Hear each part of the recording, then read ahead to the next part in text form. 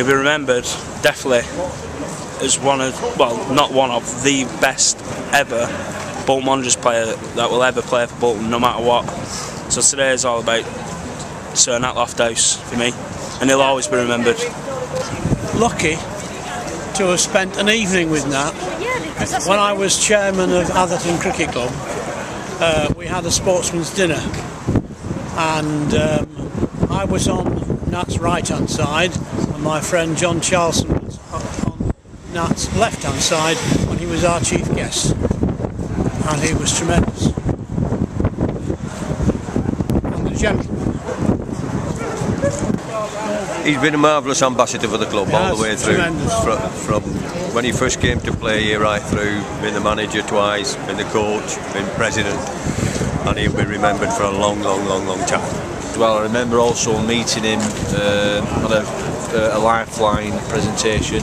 Really top-notch bloke, really down to earth, just one of the kind of people you just want to meet on an everyday street. And really devoted to Bolton Wanderers, player, coach, president, everything to do with the Lifeline, absolutely everything. If this club won't be here today if it wasn't for him. I first remember him when I was about 10 years old, when he played in the 1953 Cup final and then the 1958 one. I went down to Bolton when he came back with the Cup, and I don't think the town will ever forget him because he was just a lovely gentleman and a great footballer. He'll be deeply missed forever really, but he'll always be alive in our hearts. He means so much to the town of Bolton. He was actually christened in Atherton, which is close by, but he became a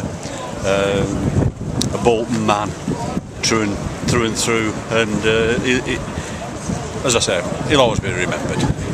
Nat, to me, a complete legend. He was somebody I never actually saw play, but he's brought so much good to this club. The club remembers him as its most famous player.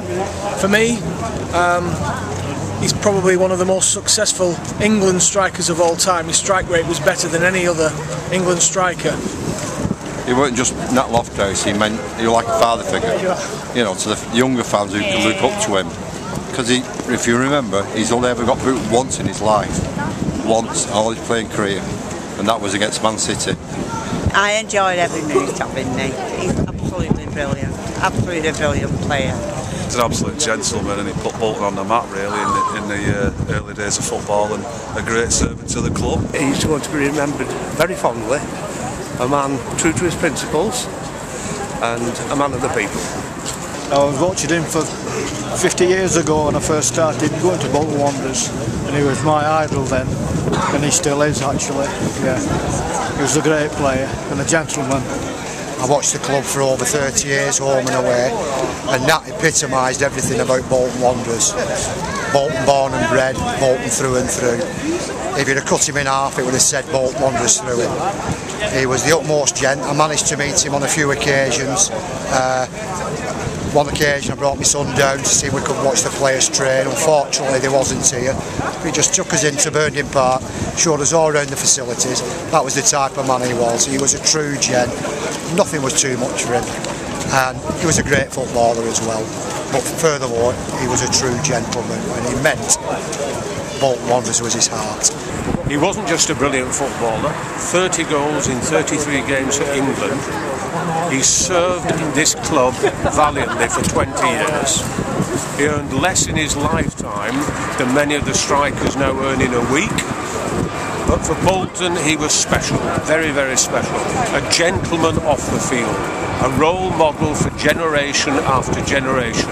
We shall never forget him, and I hope there's a statue erected as soon as possible near where we're standing now. Thank you.